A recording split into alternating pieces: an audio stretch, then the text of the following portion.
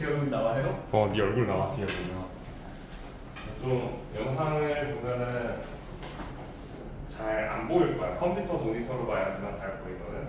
예, 아무래도 핸드폰으로 보면은 글씨가 잘 안 보이니까 잘 듣고 내용이 뭐가 있었는지 뭐 연습하는 느낌으로 보시면 되고요. 자, 일단 연력 항공칙에 대해서 얘기를 하기 전에 우리가 여기를 이해하기 위해 필요한 조건들을 좀 얘기를 할게요. 첫 번째가 이 열, 온도 얘네를 구별할 줄 알아야 돼. 열과 온도를 구별할 줄 알아야 돼. 한유리 할 수 있니?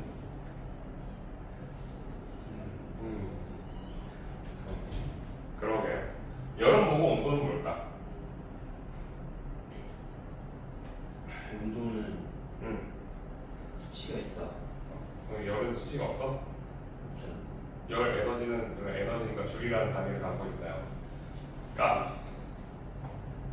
자, 우리가 조금 계속 얘기를 하면은 연력학 제1법칙에서 얘기를 하는 뭐야 온도가 여기 밑에 들어가 있어.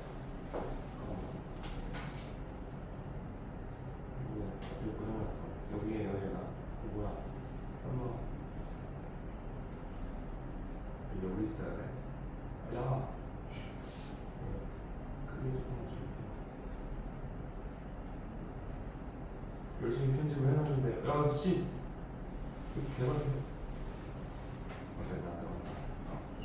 자, 이 온도라는 것은 어떠한 물체의 차갑고 따뜻한 정도를 수치의 형태로 나타내는 걸 우리가 온도라고 얘기를 하는데 얘는 좀 복잡한 내용을 갖고 있어요. 우리가 사용하는 온도 중에 제일 많이 쓰고 있는 건 요 섭씨 온도죠.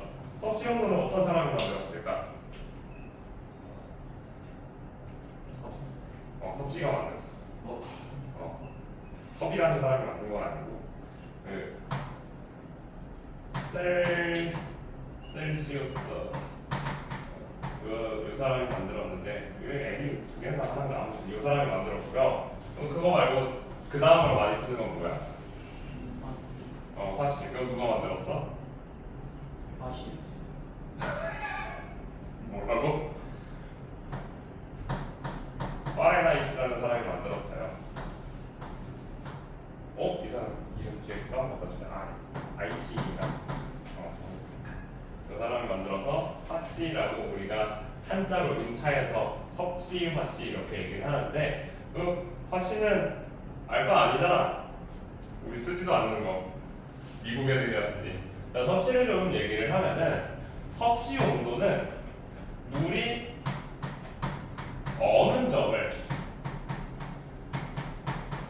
0도씨라고 주고요.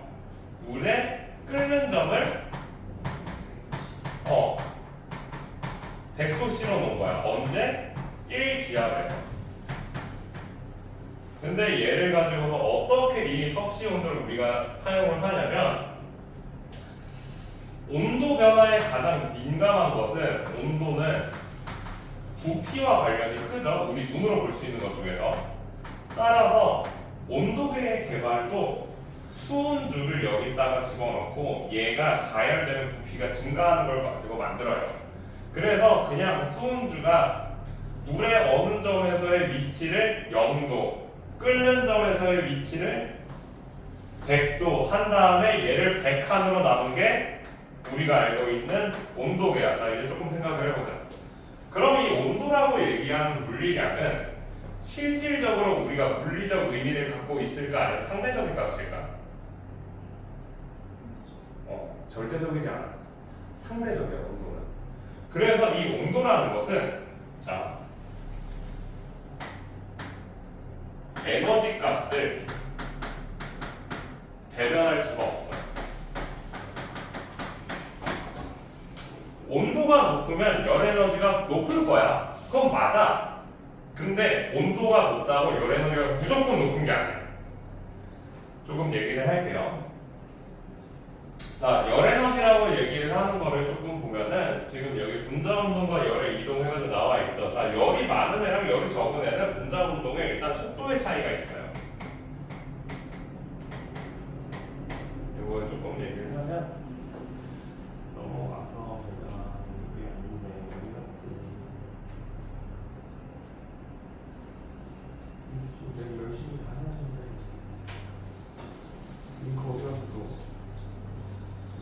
기체 내부 에너지를 조금 봅시다. 뒤를 먼저 보고서 와야지 이해가 돼요. 이거를. 자, 우리가 열 에너지로 일어나는 현상 중에 제일 유명한 게 요 상태 변화죠. 그렇죠? 상태 변화가 일어나면은 이 사이사이의 결합이 끊어진다. 그 결합이 끊어지는 것에 의해서 유동성을 갖게 되고, 그리고 얘가 열을 더 받으면은 이 사이에 있는 결합력이 더 약해져서 기체가 된다. 이런 식으로 설명을 했지만, 이거 여기에서 우리가 추가로 더 알아야 될 게 있어. 이제는 고등학교 2학년이니까 중학교, 초등학교 수준으로 얘기하는 게 아니야. 지금 얘 고체는 지금 운동 상태가 어때요? 진동 운동만 하고 있어. 좌우. 액체는 약간의 자유 운동을 하고 있고요. 기체는 빠른 속도의 자유 운동을 해요. 자, 그럼 고체, 액체, 기체가 되면 열 에너지를 받으면서 얘네들의 속도가 점점 빨라진다는 걸 우리가 알 수가 있어. 그래서 열 에너지라는 것, 이것은 사실 어떠한 입자들의 운동 에너지와 밀접한 연관을 갖게 돼요. 다시 돌아가 봅시다. 자, 그래서 우리가 열이라는 것은 어떠한 기체 분자의 평균 운동 에너지라고 얘기를 하는데, 일반적으로 온도가 높으면은 어떻게 된다고? 운동 에너지가 증가할 거라는 거야. 자, 근데 우리 좀 생각을 해보자. 왜 총 운동 에너지가 아니라 기체 분자의 평균 운동 에너지를 얘기를 하냐?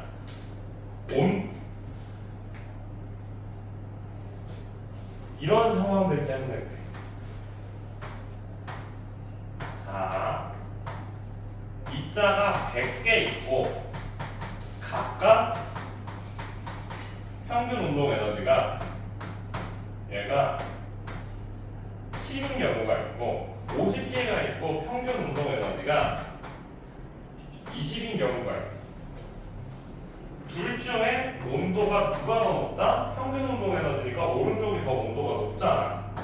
근데 전체 에너지 값은 누가 더 높아? 왼쪽이 높아. 이런 경우가 우리가 열 에너지 값을 계산을 했을 때 온도랑 완벽하게 일치하지 않는 경우를 볼 수가 있어요. 자, 그런데 우리가 아까 전에 정의를 내렸을 때 얘한테 열 에너지를 주면 온도가 올라갈 거고, 온도가 올라가면 얘네들이 무엇이 늘어난다? 평균 운동 에너지가 늘어난다라고 얘기를 했어. 그럼 왼쪽 경우랑 오른쪽 경우 중에서 누가 더 우리가 느끼기에 온도가 높다고? 오른쪽이 높다고. 자, 그럼 이제 좀 극단적인 상황으로 넘어가 보자. 내가 우주 바깥으로 나갔어. 선생님은 다리가 긴데 이 정도는 아니죠. 여기 태양이 있어. 난 어떻게 될까? 타 죽을 거야. 왜 타 죽을까? 왜 뜨거워? 태양이 열의 전달 방법 세 가지. 복사전도 대류 중에 나는 지금 어떤 방법으로 내가 타 죽어? 복사야.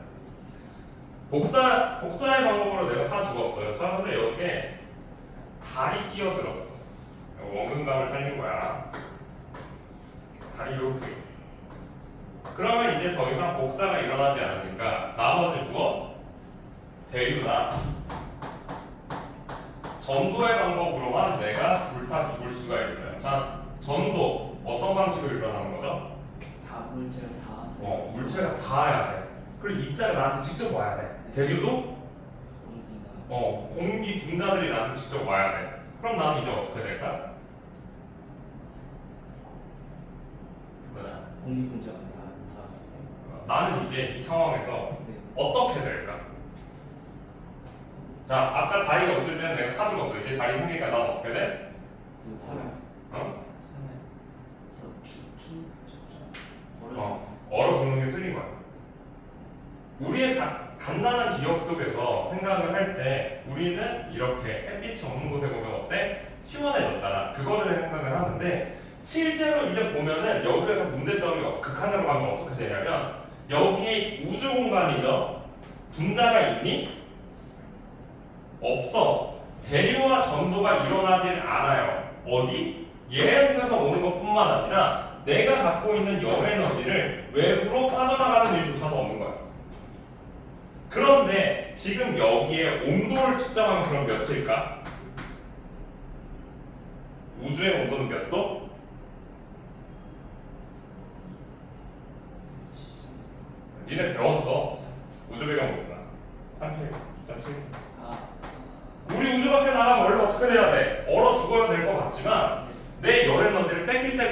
어떻게 된다고? 안 죽는다고. 그래서 열 에너지라는 것과 온도라는 것은 관계가 있으면서도 이 관계가 절대적으로 우리가 바라볼 수 있는 관계가 아니라는 거야. 그렇기 때문에 열역학 법칙에서 얘기를 하는 것은 우리가 바라볼 게 온도지만 이 온도가 절대적으로 관계를 갖게 되려면은 무엇이 있어야 되냐면 이상기체라는 게 존재를 해야 돼요. 열역학 법칙에서 우리한테 계속해서 얘기를 하는 게 고체, 액체, 기체 중에 기체만 얘기를 하는 이유가 열 에너지를 완벽하게 운동 에너지로 바꿀 수 있는 유일한 게 기체이기 때문이야. 왜? 고체한테 열 주면 어떻게 되니까? 액체로 변하잖아. 그럼 그 상태 변화의 에너지를 써버리잖아. 왜?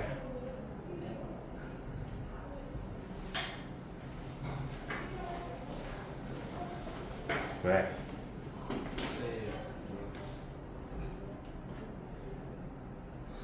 대신데.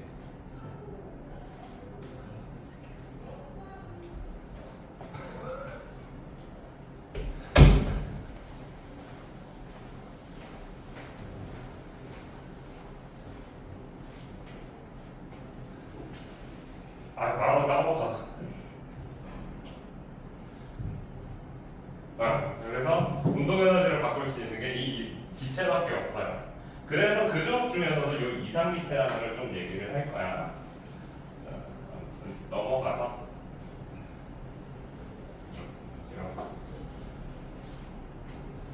자, 먼저 요것부터 보고 하자. 우리 이상기체에 대해서 얘기를 할 때 제일 많이 쓰는 법칙이 보일의 법칙이랑 샤를의 법칙이에요. 우리 이거 중학교 3학년 때나 3학년 때 외우지 이거. 3학년 때 2학년 때 배웠어요. 기체한테 압력을 가하면 어떻게 된다? 부피가 줄어들고 열을 가하면 부피가 늘어난다라고 하는 것에 대해서 배웠어. 자, 우리 기체의 부피 변화와 압력 변화가 왜 일어나는지에 대해서 조금 설명을 할게요. 여기 저거 아닌데 여기 링크 하나 어디 있는 거야?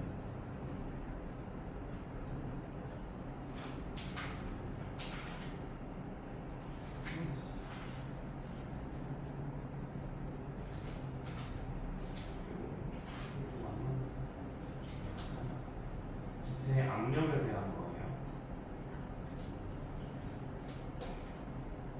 근데 이거 내가 영상 찍어서 올리면은 이 부분 없애야 되지 않을까? 저작권 걸려가지고서 저작권 걸려서 영상 잘리는 거 아니야? 지금 끊어놓을까요? 아 그냥 됐어. 잘리면 다시 편집하게. 이거를 보여주는 이유는 이런 것 같아요. 기체의 압력이라고 얘기를 하는 것은 기체 분자들이 이렇게 면에 충돌하는 횟수에 따라서 이 강한 에너지 값을 우리가 기체의 압력이라고 얘기를 하는 거예요. 자, 그러면은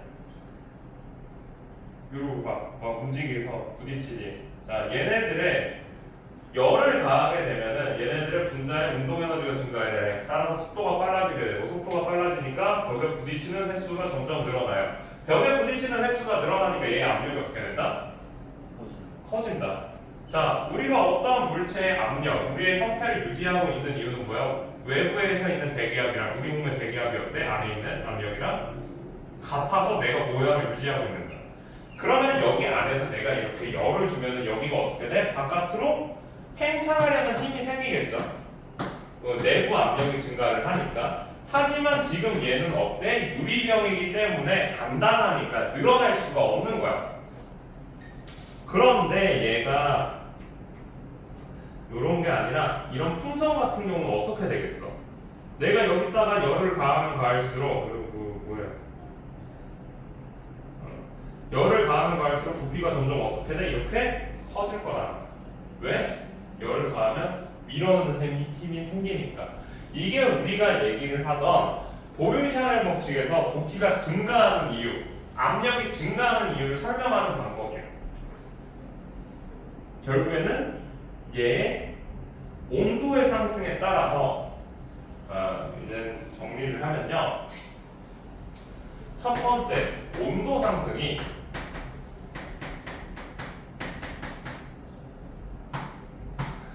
운동 에너지의 상승으로 바뀌고요. 운동 에너지가 증가를 하니까 속도가 빨라지고, 속도가 빨라지니까 얘가 벽에 충돌 횟수가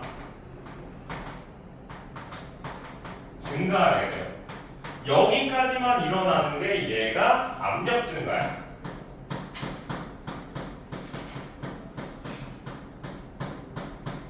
자, 그리고 나서 얘가 이제 좀 말랑말랑한 재질로 이루어지고 탄성을 갖고 있어. 그러면 이제 벽을 밀어내는 힘이 생기고요. 이것에 이게 부피가 증가하게 되는데, 자, 부피가 증가하면은 얘네들이 왔다 갔다 하는 이동 경로가 상승을 하게 돼요. 자, 이동 경로가 늘어났으니까 왔다 갔다 하면서 부딪히는 횟수가 점점 어떻게 된다? 줄어들 거야. 그래서 샤를 법칙이 마지막에 충돌 횟수 감소로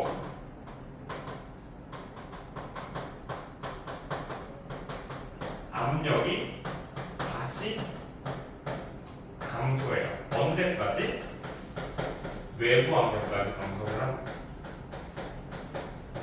같아질 때까지 감소합니다.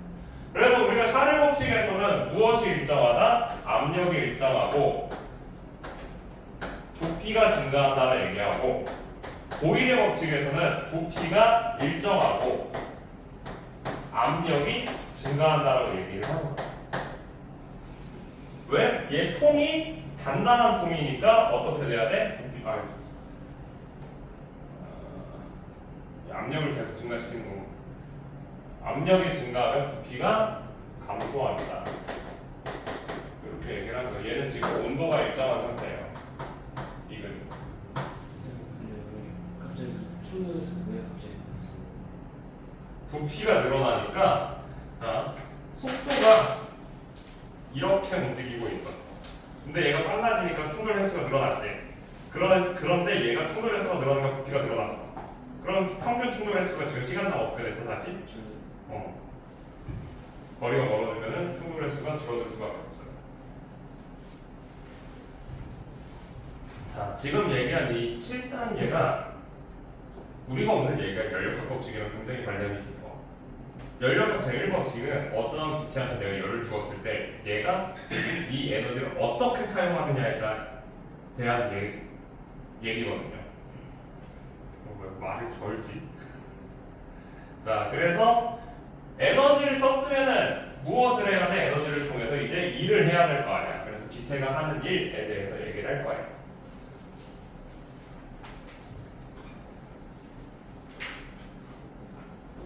방금 쓰신 거랑 열이랑 상관이 있어요? 그게 포인트야. 온도를 올리려면 결국에는 어떤 게 필요해? 에너지가 필요하죠.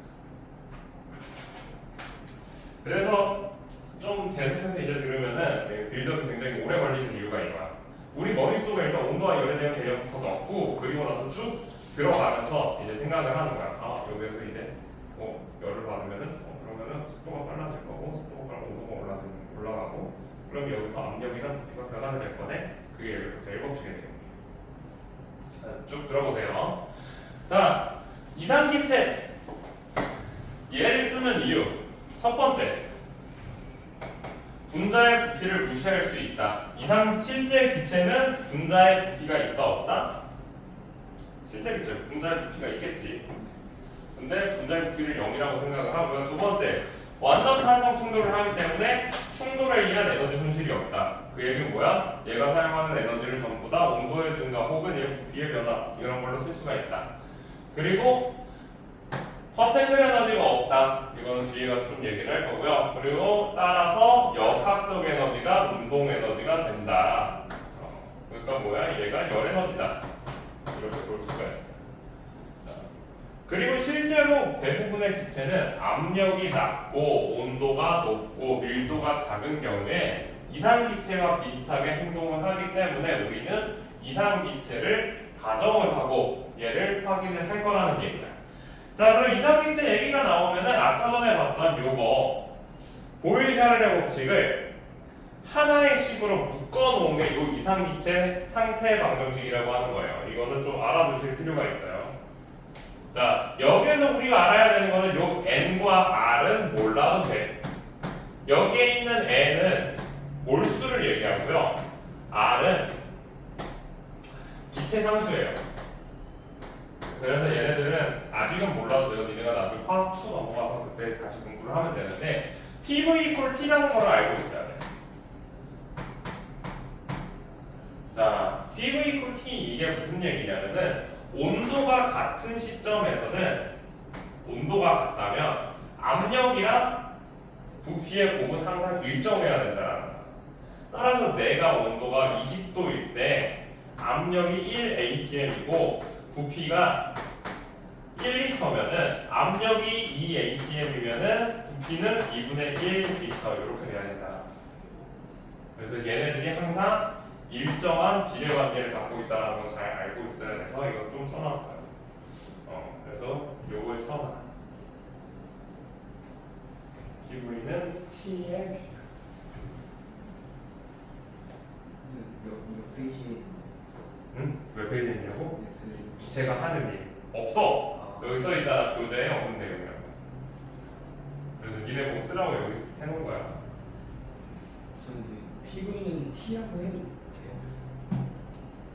비례 정확히는 비례로 안 쓰려면은 PV 이퀄 KT 이런 식으로 많이 써요. N과 R을 하나의 비례 정수로 써서 이런 식으로 많이 써요. 단위 안 맞잖아.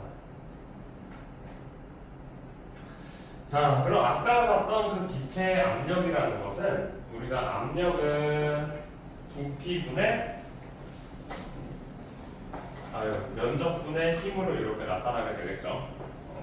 내가 누르는 힘이 똑같다라고 하더라도 이렇게 넓은 면적으로 누르는 거랑 좁은 면적으로 누르는 거랑 어떤 게 더 아파? 좁은 면적. 그래서 면적이 작을수록 압력은 세다 이런 얘기를 하죠. 자, 그리고 1 W는 Fs다 했던 거 기억나죠? 힘 곱하기 이동거리.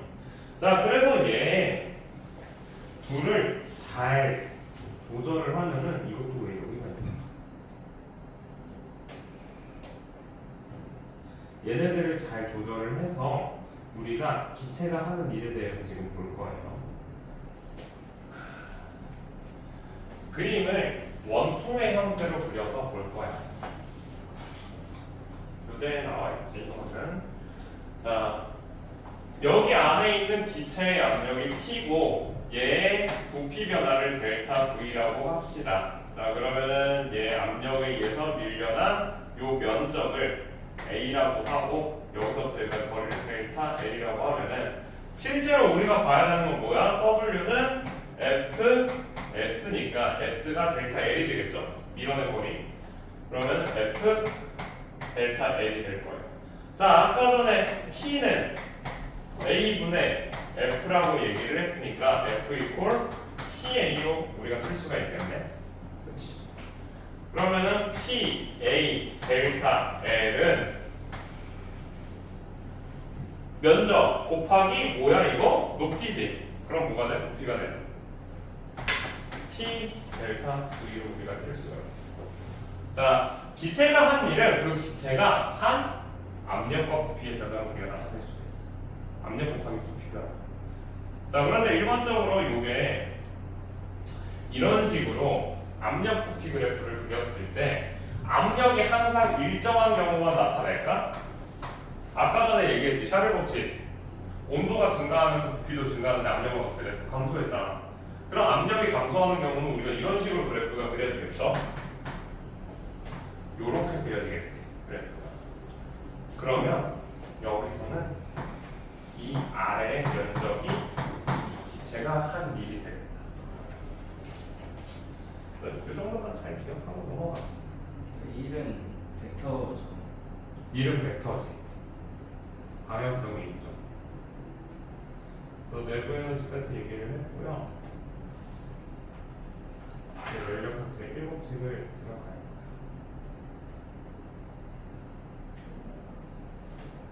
여기까지 얘기하는데 30분이 걸렸어요. 그래도 문제를 풀 수 있게 할 것 같아. 문제는 풀어가지고. 연력학 문제는 얼마나 잘 이해하느냐의 싸움이에요. 여기는 이해하면은 1분 남아요. 30초?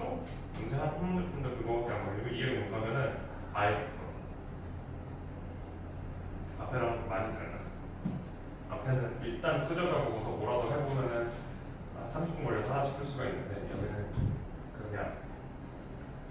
자, 아까 전에 그래서 우리가 계속해서 얘기를 하고 있는 게, 자, 어떠한 기체에 내가 열을 주면 기체에 무엇이 늘어난다고? 어떤 물리량?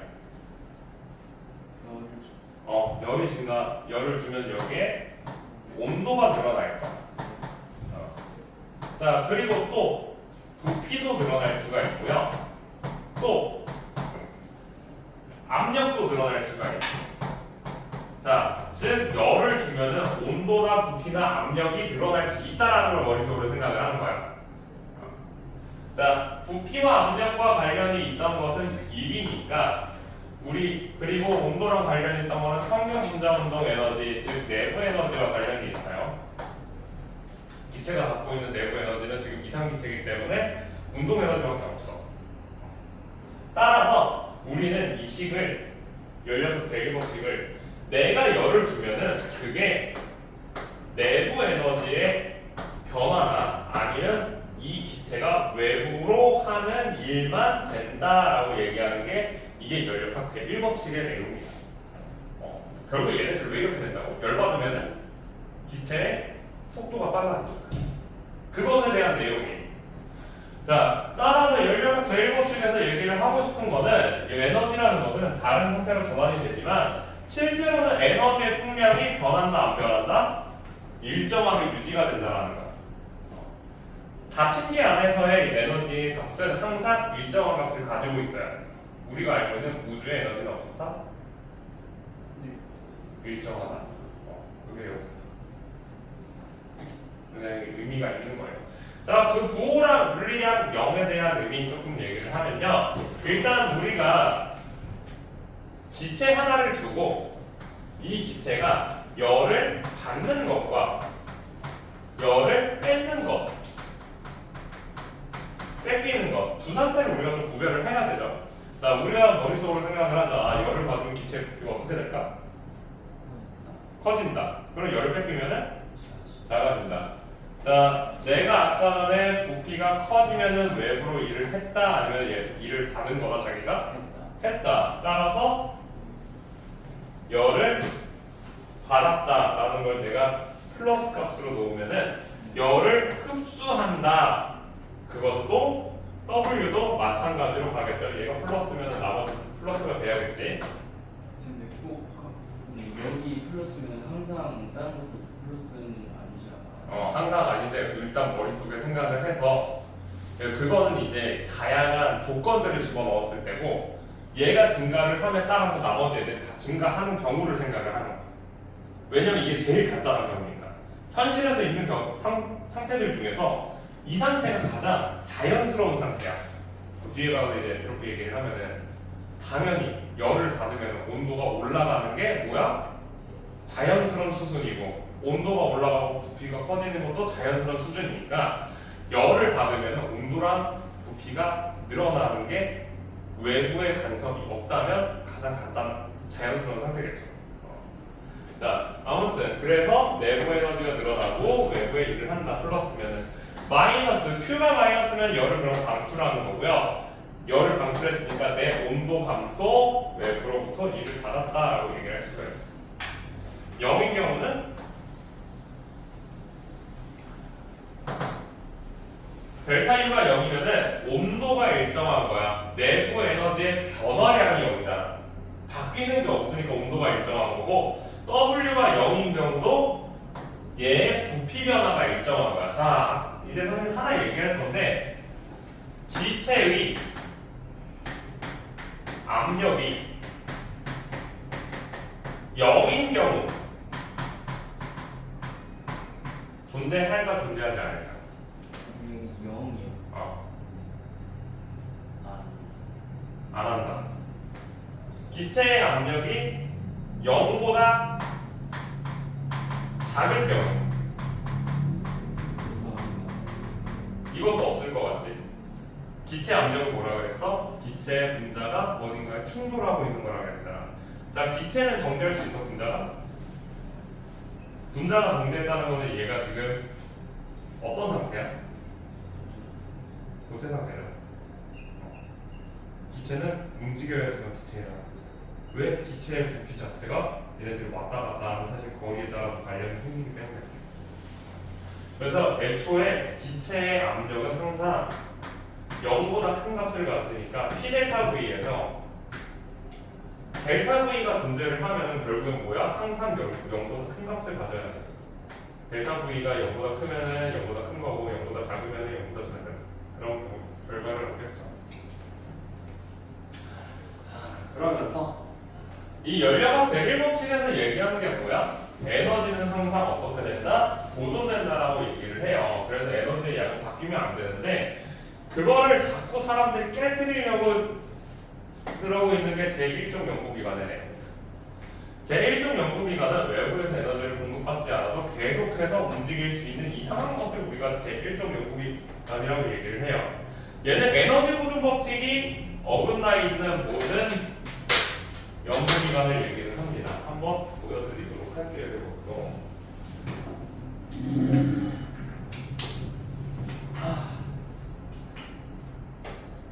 어디 갔어?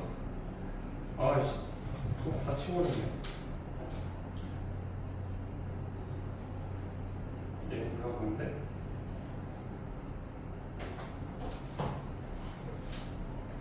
이게 맞을 것이.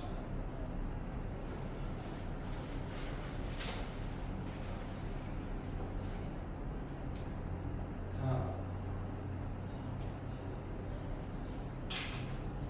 이게 연구기관이에요. 우리가 지금 얘기할 거는 요 제1종 연구기관인데 제1종 연구기관 같은 경우는 자, 요런 걸 얘기해요. 이거 지금 어떠한 상태냐면 여기 쇠구슬 있지? 쇠구슬이 옆으로 가면 이동하면 어떻게 돼?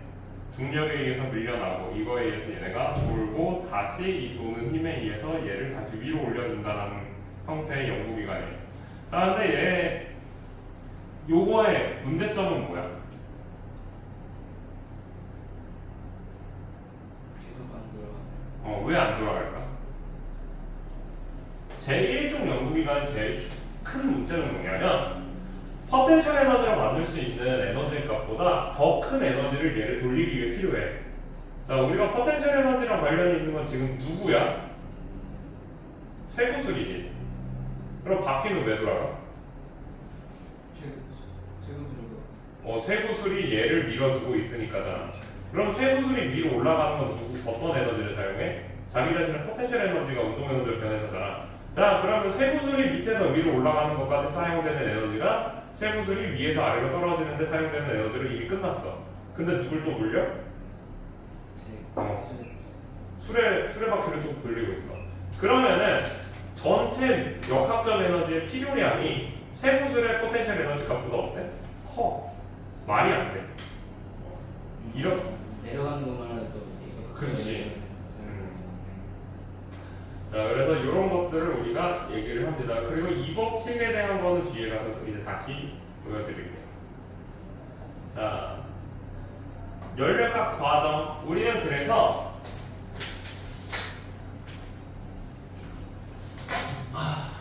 연력학 제1법칙에 대한 내용을 계속해서 설명을 하면은 Q 이퀄 델타 U 플러스 W 이렇게 얘기를 하는데, 자, 지금 변수가 몇 개인지 아니? 여기 안에 네 개야. P 델타 V니까 변수가 네 개야. 네. 아, 쪼개야지. 우리가 보려면 변수가 네 개인 것에 대한 이해할 수 있니? 정말? 네, 근데 쟤도 그렇게 치면 내부 에너지 T로 바꿔야 되는 거 똑똑해. 내부 에너지는 그냥 T다라고 생각을 하는 거야. 그리고 얘는 사실 얘는 지금 같은 거고 얘는 두 가지로 쪼개진다라는 거지. 변수가 몇 개? 몇 개? 네 개야. 변수가 네 개인 것에 대해서 우리가 하나하나 뜯어가지고서 얘기를 하려면 너무 복잡을 하잖아. 얘네들의 변화에 대해서 우리가 판단하기가 어렵고. 네. 그렇기 때문에 내가 보고 싶은 것만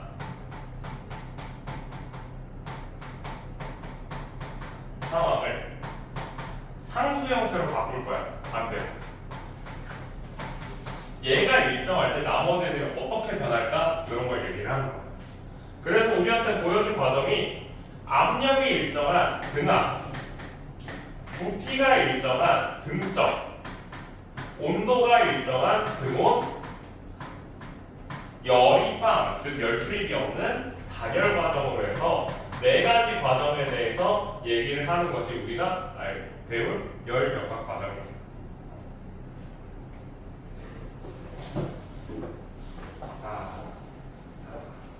자, 아까 전에 얘기를 했죠. P와 V를 곱했을 때 값이 항상 일정해야 된다. 그것을 통해서 그래프를 그리면 이렇게 온도가 일정한 선을 그릴 수가 있어요. 이걸 우리가 등온선이라고 얘기를 할 거예요. 등온선의 특징은 오른쪽 위로 갈수록 온도가 증가한다. 이거 잘 알고 계셔야 돼요. 이거를 모르면 우리 알 수가 없어. 진짜 풀 수가 없어. 자, 그리고 넘어가자.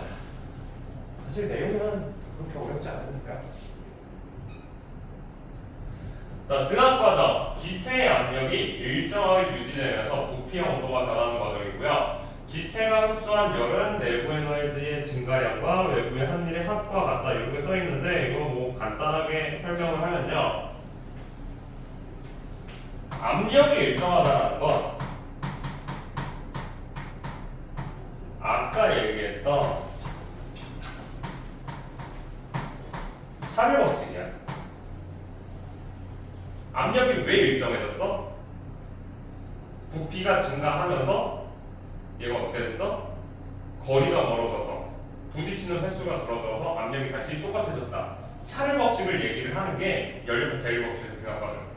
자, 따라서 이거 보면은 열을 받은 경우를 얘기하자. 이런 식으로 우리가 바꿔 쓸 수가 있겠죠. 누가 증가한다? 첫 번째, 열을 받았어. 열 받으면 제일 먼저 늘어나야 되는 게 뭐야? 온도야. 자, 온도가 늘어나지 않는 경우 뒤에 가서 얘기를 할 건데 내부 에너지라고 그랬잖아. 그럼 자기 에너지를 썼다 안 썼다? 온도가 올라가려는 그 에너지까지도 쓰는 경우에만 온도가 일정한 유지가 돼요. 얘는 자기가 받은 거를 여기다 저축도 하고 얘를 부피도 증가를 시켰다. 대신에 누가 일정해? 압력만 일정한 상태를 얘기를 해요. 따라서 등압 과정 압력이 일정하면은 어떻게 됐어? 온도가 증가하고 부피가 늘어났다. 얘가 한 밀은 요 밑에 넓이가 되겠죠. 자, 한 밀이야. 그럼 반대로 이렇게 가면 얘는 뭐겠어요? 외부에서 부피가 줄어들었으니까 열은 줄어들었고 델타 U도 온도도 감소하고 P 델타 V도 감소하게 되는데 외부로부터 내가 일을 받은 거예요. 받은 일 이렇게 얘기하겠죠. 선생님, 근데 그 열이 늘어났다라고 제시가 되면은 가장 먼저 생각을 해야 되는 게 온도가 늘어났다라고 있는 거고 그걸로 인해서 부피가 늘어났다라고. 이게 그 그래프로 봤을 때 온도가 늘어나면 이렇게 그러니까 네, 압력이 늘어나거나 부피가 늘어나는 상태잖아요. 그렇지. 그래서 둘 다 플러스가 된다. 결국에는 열을 받았을 때 제일 먼저 1차적으로 일어나는 게 아까 전에 7단계 얘기를 했던 게 제일 먼저 일어나는 게 뭐였다고? 얘 운동 에너지가 증가하잖아. 운동 에너지가 증가했을 때 그 에너지를 내가 어떠한 방식으로 소모하느냐가 연력학 제일 법칙에서 핵심인 거야. 지금 여기 같은 경우는 내가 그 에너지를 전부 다 소모를 했어? 아니면 일부 남겨놓은 거야?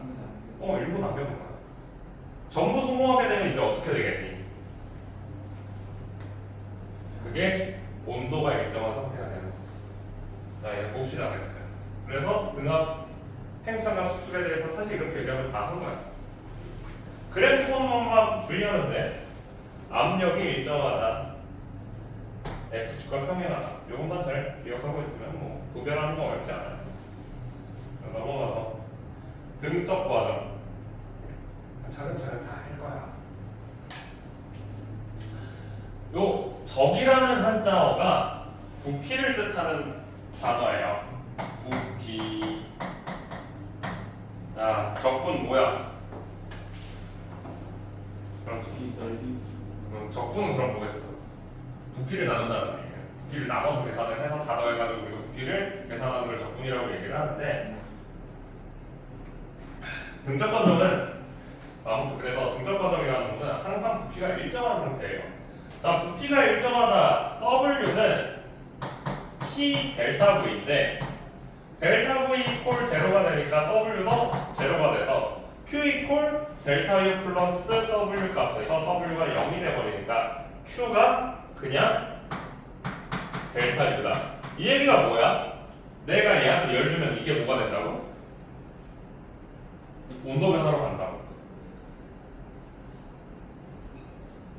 등적 과정에서는 W 값이 0이 돼. 왜? 델타 V가 0이니까. 그래서 내가 얘한테 열을 주면 그 준 열만큼이 다 뭐야? 온도 변화로 바뀌게 되는 거야. 등적과 그래서 등적은 이렇게 가열과 냉각이라는 말을 쓰는 거야. 부피가 일정하니까 Y축과 일정한 이러한 형태의 그래프를 우리가 볼 수가 있고요. 압력은 어떻게 돼? 증가하게 되겠죠. 얘가 뭐겠어 그러면? 보일의 법칙에 대한 설명이네요. 그렇지. 그래 아까 선생님 처음에 얘기를 했죠. 보일 법칙이랑 샤를 법칙이 연력학 제일 법칙에서 굉장히 중요한 역할을 한다라고 얘기했던 게 이거야. 보일러 법칙하고 샤를 법칙하고 정확히 뭘 말하는 거지? 보일 법칙이랑 샤를 법칙이 이거야. 보일 법칙은 압력이 늘어나면 부피가 감소한다고, 샤를 법칙은 온도가 높아지면 부피가 증가한다. 그래서 부피와 압력, 온도 셋의 관계에 대해서 얘기를 해주는 게 보일 샤를의 법칙.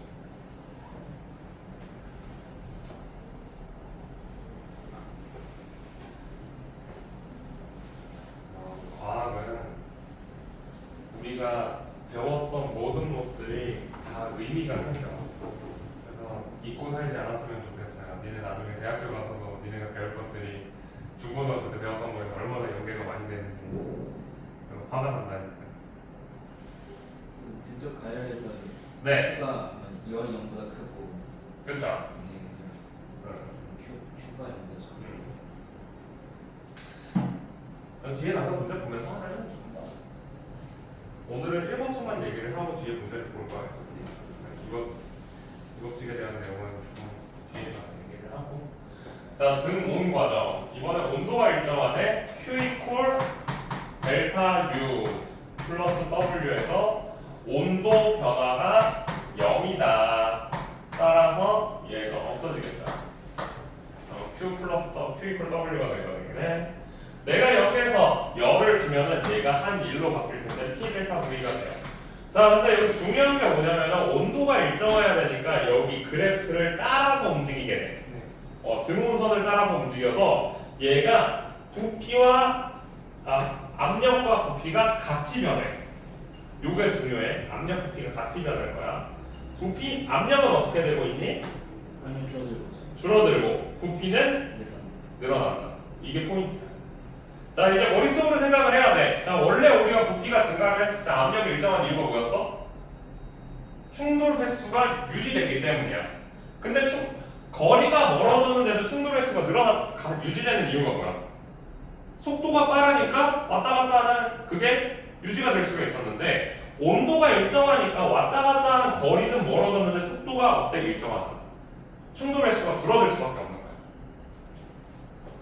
그래서 드론 팽창 하면은 압력은 감소하고요. 부피는 증가하는 이런 결과가 나타나게 되는 거죠. 자, 반대로 이제 등온 압축, 온도가 일정하고 압력이 증가하게 되면은 이런 경우에서 중요한 건 뭐냐면은 열이 외부로 방출이 되고 흡수가 되는 경우여야 된다는 거야. 단열 과정이 아니야 이건.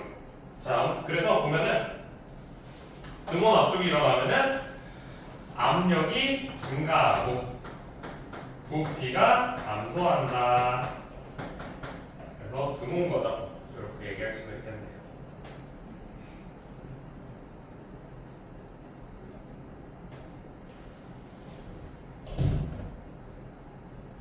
마지막이 단열 과정이에요. 얘는 조금 헷갈려. 근데 얘 단열 과정은 항상 그 뭔가 제시를 해줘야 되죠. 이 상태가 단열 과정이다는 조건이에요. 그렇지. 왜냐면 이 그래프의 형태가 지금 이렇게 움직이는데 얘가 이런 식으로 떨어질 수도 있잖아. 그럼 이런 경우에는 단열 과정이 될 수가 없겠죠. 왜 그죠? 왜 여기 외부로 방출한 열 에너지의 양이 다르잖아. 감소한 델타 U 값보다 W 값이 지금 어때? 작아졌잖아. 말이 모르겠지? 자, 이 단열 과정을 듣고서 얘기를 하세요. 단열 과정이라는 것은 기본적으로 열 출입이 없는 상태라서 Q 이퀄 델타 U 플러스 W에서 Q가 0인 상태, 따라서 Q가 0이기 때문에 델타 U가 마이너스 W가 되게 되는데, 따라서 내가 나의 내부 에너지, 즉 나의 열 에너지로 기체의 평균 분자의 운동 에너지 얘를 통해서 이거를 사용해서 외부에 일을 하겠다는 거야. 혹은 외부의 일이 나한테 내 온도를 올려주는 에너지로서 사용이 된다는 거야. 오케이?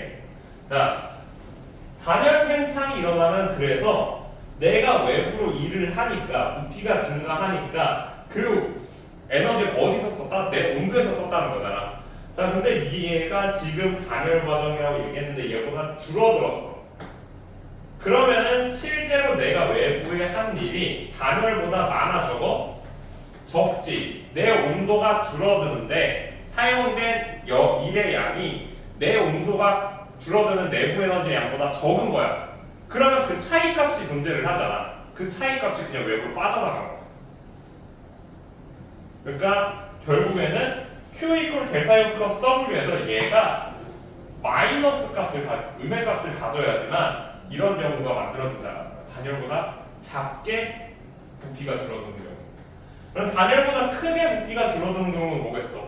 외부에서 에너지를 조금 더 받았다는 거야. 그래야지 얘보다 더 많은 일을 할 수가 있겠지. 그런 경우는 지금 생각하지 마. 생각을 하면 머리가 아파져. 아까 전에 얘기를 했잖아.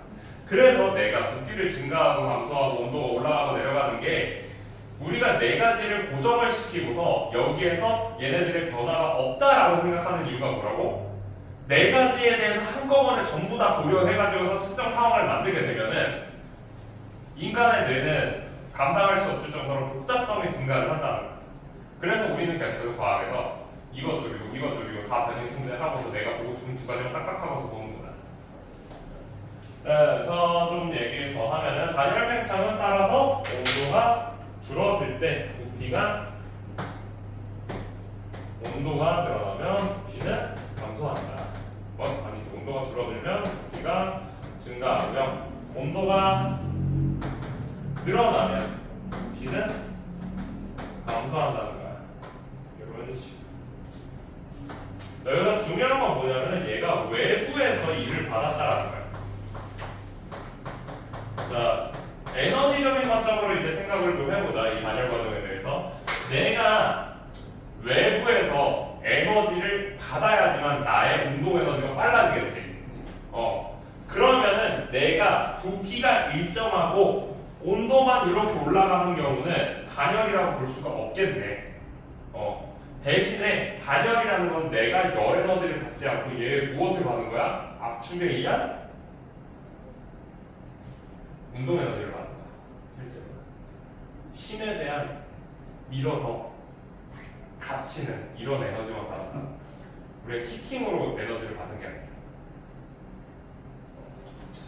자, 내가 이렇게 우리가 이거 단열 팽창이랑 단열 압축 어디서 보이냐면은 여기서 볼까? 이게 뭐냐면 구름의 생성량. 자, 공기 같은 경우는 단열 효과가 굉장히 뛰어난 물질 중에 하나예요. 그렇기 때문에 얘네들이 공기와 공기 사이 열 교환이 쉽게 일어나지가 않아 생각보다. 그런데 공기가 빠르게 상승을 하게 되면은 얘한테 다른 옆에 있는 공기 덩어리가 열 에너지를 주는 것보다 더 빠르게 위로 올라가면서 팽창을 하게 돼. 왜? 압력이 낮아지니까. 자, 그러면 얘가 팽창을 했다는 건 자기가 부피가 증가를 하면서 얘 외부로 일을 했다는 거잖아. 그럼 이 일을 한 에너지원이 어디 있다고? 기체의 내부 에너지를 사용한 거야. 따라서 온도가 감소한다. 여기까지는 다들 이해를 해. 그 다음에 이제 이걸 보는 거야. 그러면 이 공기 덩어리가 하강을 하게 되면은 외부 압력이 어떻게 된 거야? 증가한 거야. 외부 압력이 증가를 했는데 압력은 뭐라고? A분의 F. 결국은 뭐야? 힘을 받았다. 얘가 받은 힘에 의한 운동 에너지가 얘에 무엇이 된다고? 온도 상승의 원인이 된다는 얘기예요. 누가 꿍하고 눌러가지고 뭉쳐놔. 나 이거 조금 더 이제 머리를 굴리면 어떻게 굴릴 수가 있냐면 사실 여기서 이해 안 가면 이렇게 이해하시면 돼요. 우리 빅뱅이론 배웠잖아. 팽창하면 온도가 어떻게 된다? 왜?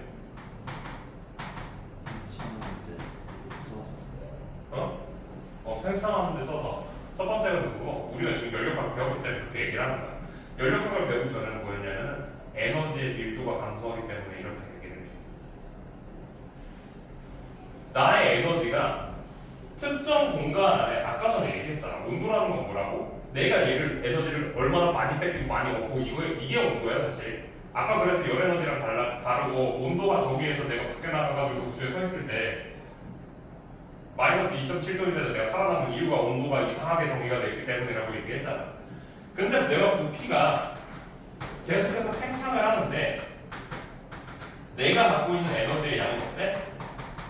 일정하잖아.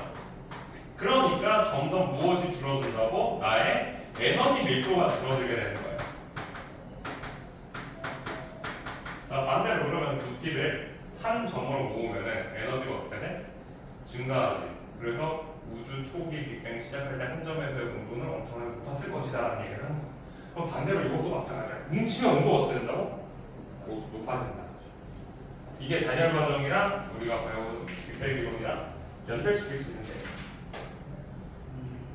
근데 여기서 외부에다 일을 했는데 이제 기체 내부 에너지가 감소했다는 게 단열 과정을 염두에 두고 해야 되는. 그쵸. 단열 과정이기 때문에 저렇게 되는 거지. 이게 단열 과정이 일어나는 걸 뭐 이유를 설명해 준다거나 증명을 하는 게 아니라 그냥 이걸 사용하는 예시인 거예요. 계속해서 얘기하지만 네. 고등학교 1학년 과정, 고등학교 2학년 과정에서는 현상에 대한 이해를 원하는 게 아니라 현상이 이것이다라고 얘기하는 거야. 수학이랑 과학의 차이점이 그거야. 고등학교 수학은 얘가 이렇기 때문에 이렇게 증명 가능합니다를 많이 보여주잖아. 근데 과학은 그게 없어. 그거 알고 싶어? 대학원 가. 항상 얘기하잖아. 선생님 여기 온도표 단열각 이런 거에 그림 있잖아요. 여기서 압력이 증가하는 것도 괜찮아요. 그래프 보고. 아니 이거 그림에서. 그림 보고 요거 설명을 해주면은 이제 얘기해 줄 거야. 우리가 조건들에 대해서 얘기를 할게요. 첫 번째, 강철통.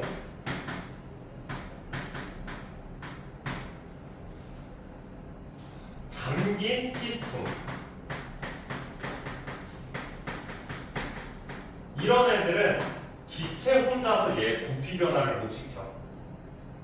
이런 경우에 등적 과정이야. 두 번째, 자유롭게 움직일 수 있는 피스톤. 고무풍선. 얘네들은 부피 변화가 가능하지. 부피가 늘어나면은 얘의 무엇이 일정하다고? 등압 과정이야.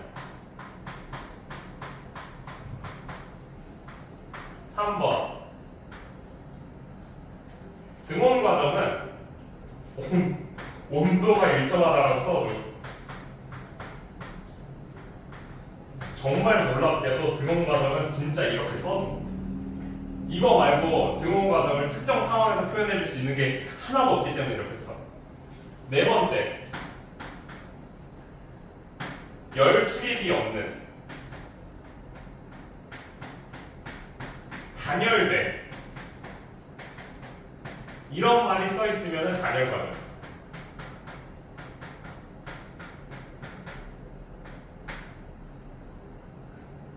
그래서 이런 경우들이 나와요. 이런 원통의 가운데에 단열된 피스톤이 있다. 그럼 여기에서 내가 여기에 열 에너지를 가해주면은 피스톤이 움직일 수 있는 피스톤이잖아. 지금 잠겨있지 않으니까. 그럼 얘가 어떻게 되겠어? 부피가 증가를 하겠지. 부피가 이렇게 늘어날 거야. 언제까지 늘어날까? 둘의 압력이 같아질 때까지야. 자, 얘는 뭐야? 열을 받아서 부피가 증가하고 있는 중이에요. 얘는 진짜 굉장히 복잡한 과정이야. 그러면은 자, 지금 얘가 등압 과정일까? 등압 과정일 수가 없는 이유가 뭐냐면 얘가 지금 A라는 애랑 B라는 애 중에서 B라는 애가 지금 압축되고 있잖아. 얘 어떤 압축이야? 단열 압축이야.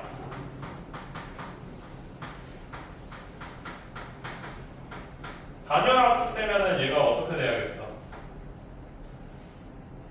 무엇이니까? 압력이랑 온도가 증가해. 온도 압력이 증가해. 단열 압축이 아까 전에 그래프가 요렇게 일어났으니까. 그렇지? 자, 그러면 얘는 압력이 얘랑 같아질 때까지라고 했으니까 얘는 어떻게 되겠어? 얘 열을 받아서 둘의 원래 압력이 같았다라고 봐야겠죠? 얘가 바로 온도 증가, 압력 증가 해가지고 얘는 그 적당한 값으로 어떻게 바뀌게 될 거야. 그래서 이런 경우 같은 경우는 얘의 압력이 몇 초, 얘의 압력이 몇 초, 그런 것까지 다 지워질 거야. 근데 중요한 건 뭐냐면 결국에는 PV는 T야. 아까 얘기했던 PV는 T를 여기다가 쓸 수가 있어. 이런 경우에 얘의 압력이 2분의 3T로 바뀌고 온도는 어느 정도가 됩니다. 이런 식으로 얘기를 해줘. 그럼 얘 부피, 얘 부피도 다시 구할 수가 있어. 이런 경우 근데 정말 어려운 경우야.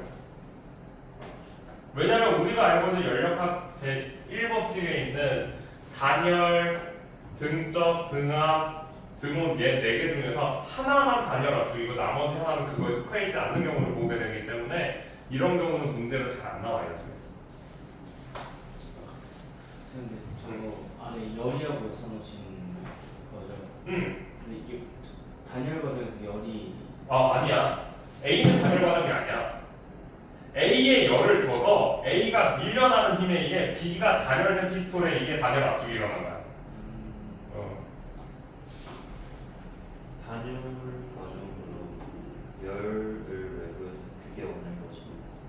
스스로 열이 올라가게 하는. 등온이 무조건 온도가 일정하고. 그 온도가 일정하기 위해서 자기가 외부의 일을 하는 만큼 외부에서 열 에너지로 그거를 충당을 시키고 있는 거예요. 점점 복잡해지지.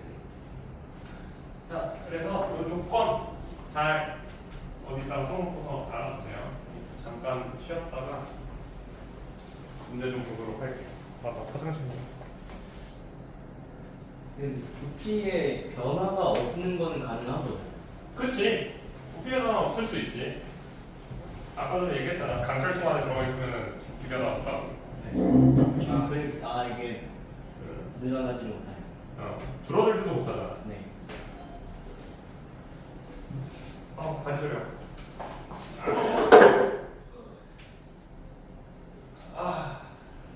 근데 저거 써주신 게 이제 문제에서 나오는 조건 같은 느낌. 그치. 문제에 나오는 조건을 써준 거죠.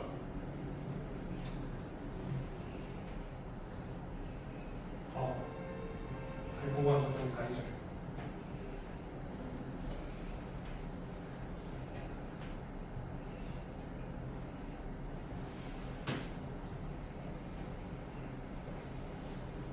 또 봅시다.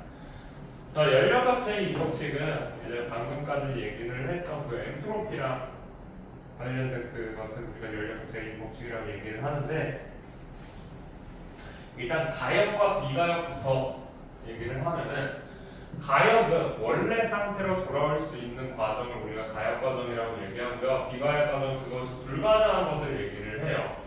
이게 무슨 얘기냐면 가역 과정의 에너지를 다시 우리 보존장 안에서 일어나는 거. 물체를 요렇게 생긴 레일 위에 내가 얘를 굴렸어. 얘는 마찰이 없는 거야. 그러면 같은 높이까지 이렇게 올라가겠죠. 그렇죠? 그리고 다시 떨어질 거야. 얘가 왔다. 이거는 가역이 되겠지. 하지만 현실에서는 실제로 얘가 가역 현상이 일어날 수가 있다 없다? 없어. 왜? 마찰이 존재하잖아. 네. 그럼 얘가 어떻게 돼? 갔다가 덜 가고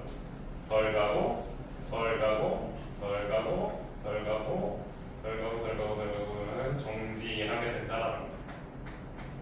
그렇지. 이렇게 얘기를 할 수가 있습니다. 근데 이것도 이제 잘 생각해봐. 실제로 정지할 수 있을까?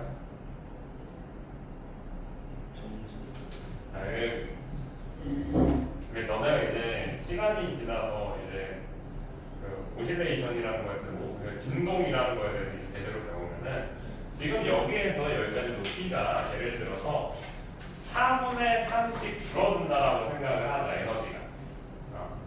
그러면은 얘가 0이 될 수 있을까? 아니지. 배율이니까.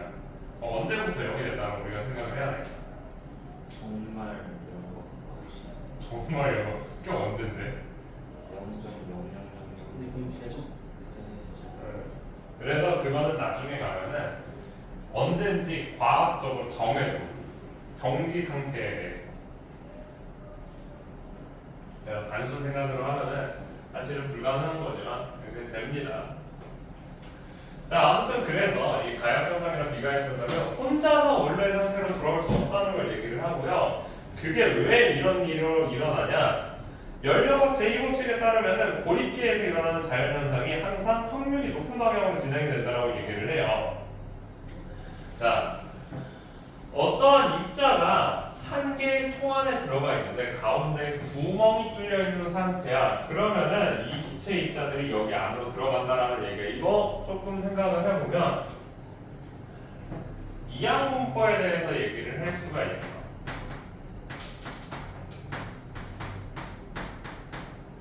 자, 요거야, 요거. 아까 전에 너 선생님한테 질문했던 거랑 똑같은 거야. 내가 통 안에 빠른 애랑 느린 애랑 집어들 거야. 근데 얘를 주머니 안에서 무작위로 꺼내서 집어넣는 거야. 얘가 1대1로 있다라고 생각을 하자. 그러면 우리가 4개를 꺼내봅시다. 그러면은 빠른 애를 A, 느린 애를 B라고 하자. A 확률이 너무 많다. 2개만 꺼내자. 2개를 꺼낸다고 생각을 합시다. AA랑 AB, BA, AA 이렇게 되겠지. B BB 똑똑해. 그러면 어떻게 되겠어? AA가 나올 확률, AB가 나올 확률, BB가 나올 확률 이런 식으로 우리가 쪼개질 수가 있다라는 거야. 자, 근데 얘가 기하급수적으로 양이 늘어나면 어떻게 되는지는 인터넷에 계산을 해줄 거예요. 이항분포. 자, 독립시행의 확률에 따라서 얘네가 나오는 경우의 수를 우리가 계산을 하는 걸 우리가 이항분포라고 하는데 이렇게 계산해. 이항분포 이렇게 계산을 해요. 할 줄 아니? 이게? 하지? 아직 이거 안 배웠나? 경우의 수에서 비슷한 걸 봤나? 비슷한 거 봤어? 했었죠. 칼큘레이터. 해보면은 그러면 얘가 우리가 1몰은 몇 개? 6.02 0.02 곱하기 10에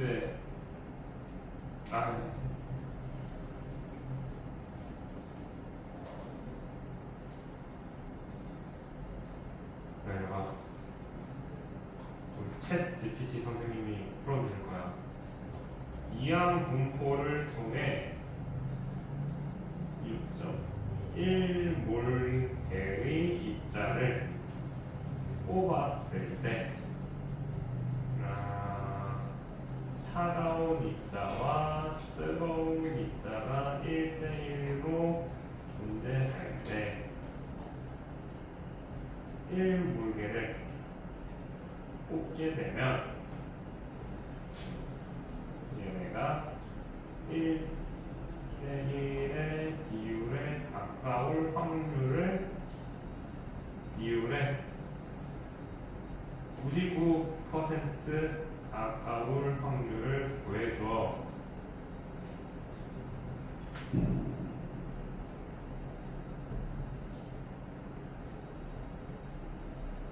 와 6.02 저기 뭐야? 확률이 1몰만 돼도 지금 어떻다고? 그냥 100%랑 마찬가지야. 그러니까 이렇게 얘네들이 균등하게 섞이지 않을 확률이 사실상 있다 없다? 없다라는 거야. 그러면은 얘가 무조건 우리는 엔트로피가 어떻게 돼야 된다고? 증가해야 된다고 얘기해 주는 게 바로 이거야. 왜냐면 나머지 확률이 어디에 속해 있으니까? 0에 속해 있으니까. 이런 식으로 우리가 얘기를 하는 게 이게 엔트로피가 얘기하는 거야. 얘네들이 이 상태로 존재를 해야 되는 이유가 그거라는 거야. 이해가 되니? 자, 따라서 이거를 조금 복잡하게 얘기를 하면은 자, 제2종 연구기관으로 넘어가게 돼. 이 제2종 연구기관은 내가 갖고 있는 그 운동 에너지를 쓰고 싶다라는 거야. 결국에는 사람들의 이 생각이 이거야. 자, 차가운 입자는 운동 에너지 있다 없다? 있다. 있어, 걔네도. 차가운 입자도 운동 에너지 있잖아. 그러니까 그 에너지를 쓰고 싶다라고 생각을 하는 게 제2종 연구기관이야. 자, 그러면은 이게 얼마나 말이 안 되는 생각인지를 이제 따져보자. 자, 이 얘기가 무슨 얘기냐면은 나보다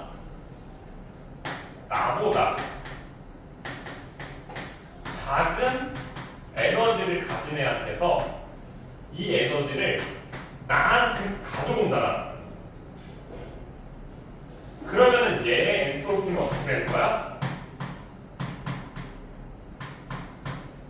감소하게 되는 거겠죠? 이게 가능하냐는 거야. 얘가 갖고 있는 운동 에너지가 줄어들었으니까 얘는 어떻게 돼? 더 오밀조밀하게 잘 뭉칠 거야. 엔트로피가 감소하는 거네? 가능해, 불가능해? 우리가 방금 배웠던 거 생각을 하면 불가능하다는 거예요. 아까 전에 얘기했던 그 엔트로피 때문에. 자, 그래서 결국에는 이 제2종 연구기관이 하는 짓들이 뭐냐면은 저열원에 있는 에너지를 다 다시 고열원으로 가져오는 경우들을 얘기해요. 바닷물이랑 보트랑 누가 온도가 더 높겠어? 왜? 지금 운동을 하면서 자기가 열 에너지를 만들고 있으니까. 그런데 그 바닷물에 있는 에너지를 보트가 흡수를 해서 그걸 가지고서 자기의 스크롤을 돌린다는 거야. 그게 말이 되냐고. 여기 바닷물의 열 에너지가 이 안으로 들어가는데 이 말이 안 되지. 왜? 얘가 온도가 더 높으니까 온도가 낮은 쪽으로 열 에너지가 이동을 해야 돼. 이것을 그래서 우리가 연력학 제0법칙이라고 해요.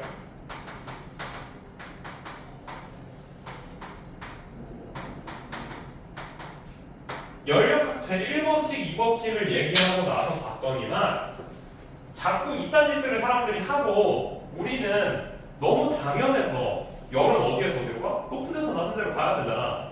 근데 사람들이 연구를 하다 보니까 아 이거는 너무 당연한 거라서 쓰지도 않았고 그랬는데 안 되겠다 써줘야겠다 해가지고 영법칙에다가 갖다 박은 거야. 그래서 얘가 1법칙이 아니라 영법칙이 됐어요. 그래서 이런 걸 우리가 연구기관에서 제2종이라고 얘기를 하고요. 그래서 아까 전에 영상 보는 것도 어디가 또 파는 건데. 근데 고온에서 저온으로 가는 것 자체는 이법칙 아니에요? 이법칙인데 그거를 너네 연구기관이 좀 뭐라 그래야 되지? 더 간단하게 그냥 하도 말을 못 알아쳐먹으니까 그러니까 엔트로피가 증가한다라는 말에 포함이 되어 있는 내용인데 그거를 이렇게 설명을 안 해주면 못 알아먹으니까 연법칙을 넣었다. 불가능한 것은 다들 알고 있지. 근데 연구기관에도 종류가 있다는 거 알고 있어? 아까 봤던 거죠? 연구기관에는 일정 연구기 그럼 연력학 제2법칙은 무엇이냐? 자연에서 에너지 변환이 일어날 때 엔트로피가 항상 증가한다는 오해야. 많이 좀 어렵지? 쉽게 설명하자면 열 온도가 높은 곳에서 낮은 곳으로만 흐른다는 뜻이라는 거. 이쪽 연구기관의 예를 한번 들어볼게. 내가 바닷물의 열을 이용해서 앞으로 나아간다고 해보자. 차가워진 바닷물을 다시 버리고 새로운 바닷물을 다시 퍼버리면 배는 계속 앞으로 나아갈 것처럼 보여. 하지만 이는 불가능하지. 왜냐하면 차가운 바닷물에서 열을 빼낼 수 없거든. 만약 그러려면 추가적인 에너지가 필요하게 될 거야. 너네 연구기관이 불가능한 것은 다들 알고 있지? 그래서 바닷물이 너무나 뜨거우면 되게 뒤지고 싶냐? 야, 바닷물이 뜨거워. 그럼 보트가 바다 위에 떠 있으면 보트는 바닷물이 갖고 있는 열 에너지를 흡수할까 안 할까?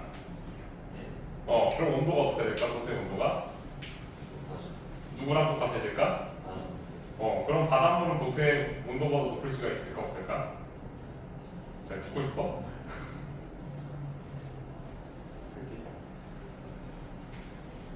사람을 이과를 편하게 하는 가장 쉬운 방법으로 다 알고 있어. 첫 번째 유사과학 얘기하기, 두 번째 연구기관 얘기하기. 그래서 오늘 설명할 건 요만큼 하고요. 열기관이랑 그거는 다음 주에 다시 얘기를 할게요. 벌써 3시 50분이다. 니네가 이상한 거 물어봐가지고 문제 못 풀었잖아.